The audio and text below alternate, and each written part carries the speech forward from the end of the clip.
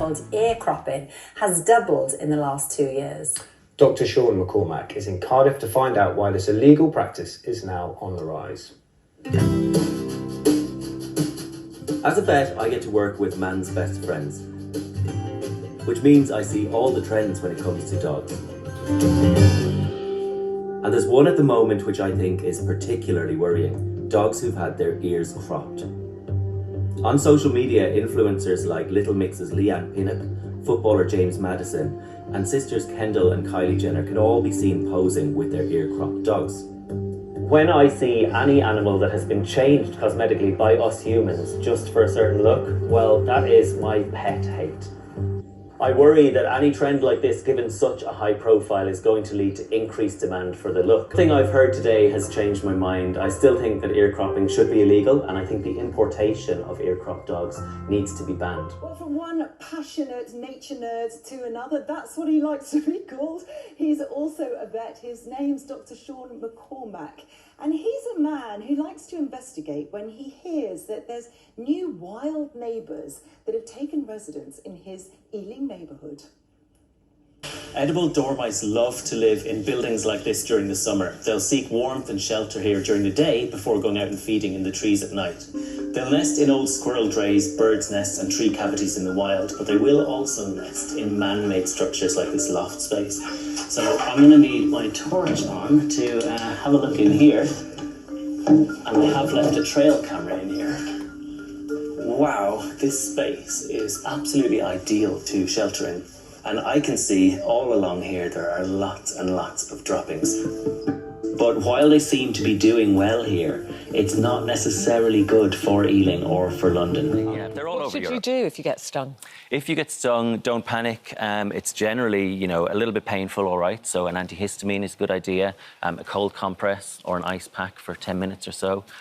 If you get stung or a child gets stung around the face, the nose, the mouth, just be careful that there's not a lot of swelling there. Get to a doctor. Because some people can have allergic reactions. Rare that can cause allergic inflammation. reactions. Yeah, so you just need to be careful of that. But generally, it's okay. I mean, I've got stung once 20 times on my legs by jumping over a wall onto a wasp nest. And that did hurt, but do you know what? After After 24 hours, tale? Did you not watch like My Girl? Superman. And you, you still like wasps? I do. I still like wasps. They're really, really important for our ecosystem. If we didn't have wasps, we would be totally overrun. That's good to know, because everyone goes, what's the point of wasps? Well, at least now we know. Point. Yeah. Now we know. Yeah. And there's 9,000 species in the UK, which is absolutely crazy. Most of them are tiny little ant-sized flies, basically. Really? It's only these two species, the yellow jackets, those ones that bomb around our picnics that, give wasps. Sean runs the Ealing Wildlife Group and has brought lots of house spiders round to mine in plastic pots. Yeah, thanks, Sean. He's looking for the female. They've been living in your house all year. We're just seeing more of them now because they're coming out to breed. In fact, when he's running across the floor, he's probably trying to get away from you. I'm Sean McCormack. I'm a conservationist and vet. We've been looking at a family of foxes for the last 3 years. Now, last year, something quite incredible happened in terms of fox behaviour. We had 2 vixens raising their young together. The biologist in me was very interested in this. The vet in me was quite interested in the anatomy and the forensics of the scene. But the human in me that, is putting aside the kind of scientific mind thought, oh, that's pretty sad. I've been watching these fox cubs for several weeks at this stage and seeing them thrive and grow. So to have at least one killed, I was a little bit worried about the other ones.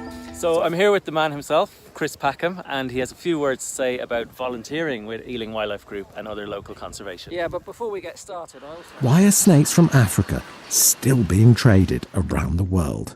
So in ball pythons in particular, we've seen a massive boom in people keeping them and tinkering with their genetics and breeding them for the latest colour morph or the latest rare pattern, or breeding different types together to produce an even more rare form. I think a lot of that is driven not by fascination or respect for the animals, but it's driven by ego and potentially fame. A lot of the genetics that give rise to the kind of latest colour morphs, the weird patterns, the wonderful new kind of dazzling array of types is due to trade in wild ball pythons in Africa. one of the... Dog napping is also on the rise right here in the UK. Would you believe a 170% increase in dog thefts since lockdown began? Well, I'm joined now by vet Sean McCormack.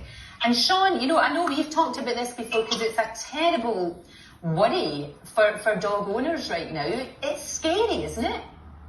It's massively scary to think that, you know, your furry family member could be taken from you and you never see them again. And, you know, to think the cases have almost doubled since lockdown began, it's frightening. And I think they're still on the rise. So we need to be really, really vigilant as dog owners that this is... Padstow here is going to make a wonderful journey. Take a look at the aerial shots we shot yesterday.